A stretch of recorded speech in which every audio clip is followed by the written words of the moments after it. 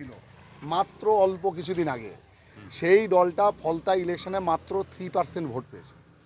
এবার আপনি বলুন সেই দলটাকে নিয়ে আমার কি বলার থাকতে পারে? না, এই যে যারা ধরেন আপনার পঞ্চায়েতের প্রধান থেকে আরম্ভ করে পুরো প্রধান থেকে একাধিক সব ঋতুপত দলে ঢুকছে, তা সেক্ষেত্রে বলছে যে বিজেপির বি টিম আর কি এটা হয়েছে, সেটাকে আপনাদের কাছে তো সংগঠন করতে একটা ইয়ে হবে, অসুবিধা কোনো বি টিমের ব্যাপার নেই। আমাদের বিজেপির কোনো নেতা বলেছে ওরা আমাদের সঙ্গে তাল মিলিয়ে চলবে কি আমাদেরকে সাপোর্ট করবে বা ওদের সাপোর্টের উপর, এইসব তো অনেক দিন থেকে চলে। দিদি মোদি সেটিং সিপিএম বালাদের কথাবার্তা এই বলে বলে পশ্চিমবঙ্গের লোককে তো কম ইয়ে করেনি ওরা। এত কিছু বলার পরেও তো সেই বিজেপি জিতলো। এবার আবার নতুন করে শুরু হয়েছে, কারা কারা দিল্লিতে গিয়ে এনডিএকে সাপোর্ট দিয়ে আসছে ওর বিষয় সম্পত্তি রক্ষা করবে বলে, চুরি ঢাকবে বলে। এখানে কারা গিয়ে যোগ দিয়ে আসছে সে নিজে বাঁচার জন্য, কারণ সে বাঁচার জন্য অনেক কিছু করতে পারে, সে বাঁচার জন্য কারো হাতে বাইকে ধরতে পারে, কিন্তু যারা বাঁচানোর মালিক আছে তো তারা বাঁচাচ্ছে কি বাঁচাচ্ছে না সেটা তো দেখার ব্যাপার আছে।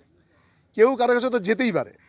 তো যাওয়াটাকে কেন্দ্র করে এত কিছু আমার মানে কিছু নেই। পুলিশের কাছে সব লোক যাবে, মন্ত্রীর কাছে সব লোক যাবে, সব দলের লোক যাবে, চোর ছ্যাচোর শয়তান বদমাশ সব যাবে, কিন্তু যাওয়াটা কোনো বিষয় নয়।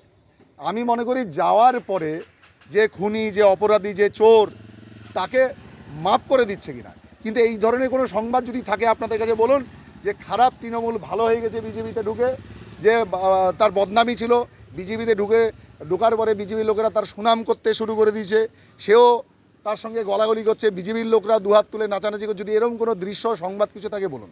আমি যেটা বলি শুনুন, এগুলো কোনো বিষয় নয়। যারা অন্যায় করেছে, অপরাধ করেছে, দুরাচার অনাচার কুরাচারে ভর্তি করেছে গোটা পশ্চিমবাংলাকে, তারা স্বভাবতই বাঁচার জন্য বড় বড় মানুষের কাছে যাবে। এটা তাদের দিক থেকে খুব স্বাভাবিক আছে, তারা বাঁচার জন্য যাবে।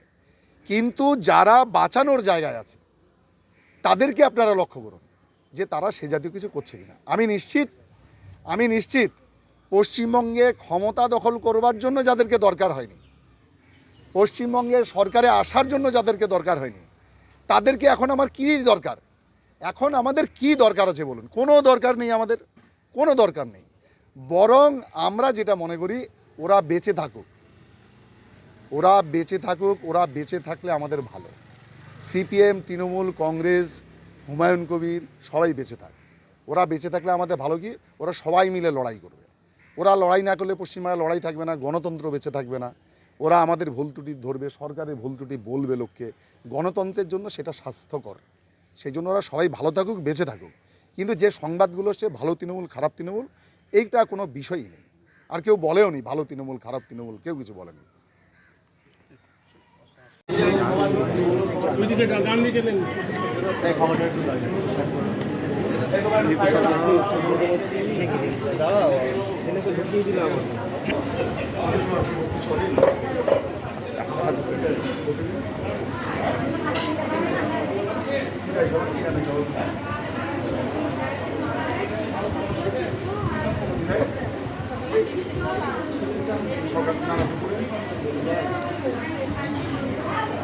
কালকে মাংস দিয়েছিল, মাংস বলেই তো কী গো, কালকে তৈরি খাই বললাম যে মাংস, ওটা তো সবজি, সবজি আর মাছ, ডিম আর মাংস, আরও তো সবজি রাত্রেবেলার প্রতিদিন দিই ডাল দিয়েছিল, ভালো হয়েছে খেতে। আমরা চাই রুগীরা যারা আছে ভালো খাবার পাক, তার জন্য আমরা তত ব্যবস্থা, ওই জন্যই আসা মনে এখানে আসা এই কারণে যে আপনারা কেমন সুবিধা পাচ্ছেন খাওয়া দাওয়া এর থেকে আরও বেটার।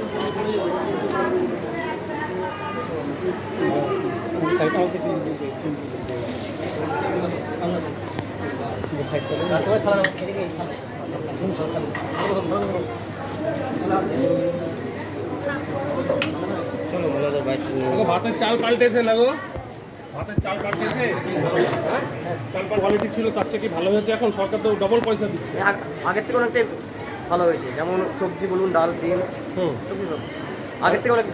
আগে যে শুধু কুমড়ো ঘ্যাট হতো সেগুলো বন্ধ হয়েছে, কুমড়ো ঘ্যাট অনেকদিন আগে হতো, এখন এখানে সেটা হচ্ছে। আর যে রেট চলছে সেই রেটে আমরা চালাচ্ছি স্যার, এখন ওই রেট এখনো আসেনি, আসবে টেন্ডারের পর, সেটা ওই রেটে আমরা চালাচ্ছি।